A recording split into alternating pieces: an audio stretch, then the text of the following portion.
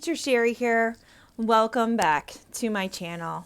In today's video, I am going to share with you some of the tips that I use to help students when they add an extra vowel sound to the end of their words. So one thing that we see with our students from China is that they tend to add the vowel sound to the end of words. Sometimes they'll even add the sound in the middle of a multisyllabic word as they transition from one syllable to the other, but it's more common to see it at the end of a word. Particularly a word that ends in a consonant that is a voiced consonant sound. So for example, this is the word bug. And I apologize for it being on a piece of notebook paper. I'm actually on vacation right now, so I don't have my whiteboard and all of those things, but I wanted to share this information with you. So the G is a voiced consonant sound. G. If you say the G sound, you can feel the vibration in your throat, which indicates that your vocal folds are vibrating with that sound. If the last letter in here was a T for but, you feel your throat is an unvoiced consonant sound.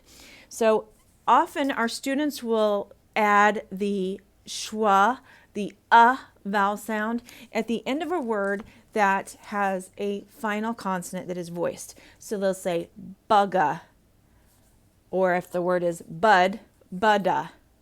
That gets added after a voiced consonant sound. So there are several things that people will do to assist their students to chop this sound out of a word. I am going to share with you a technique that I learned from one of my favorite YouTube teachers, which her name is Melissa Missy Costello. She is a VIP kid teacher, and she is a no-nonsense type of teacher, and I really enjoy watching her videos as she has terrific tips and just gives great advice on her Facebook page. So what she does is she actually will chop through this visual cue. I also like using visual cues of my students to elicit specific speech sounds. So if they are saying bugga, I'd say bug, bug, so that they chop that So if your student says bugga, I will say, ooh, Billy, bug, bug, to help them, and you actually will chop as you produce that final consonant sound. So that is a tip, to chop that extra consonant or the extra vowel sound that they are adding to the word. The other thing that I will do with my whiteboard is I will take the word and then I will write bug the way they are producing it, and then I will write bug, and I will show them bugga, bug, bug.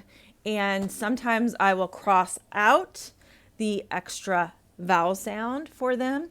Other times I'll take my eraser and erase it. So those are a couple of techniques that add a multisensory learning approach. So we're taking visual cues with also a tactile cue to help our students learn how to eliminate that extra vowel sound. I know some teachers have success in using a clapping to stop the sound as well, and that can work for them. But I have found success with the chop.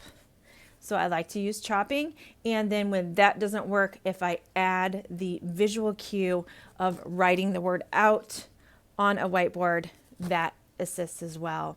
I have seen a pattern with this, and that students may not add that extra vowel sound until they actually start reading.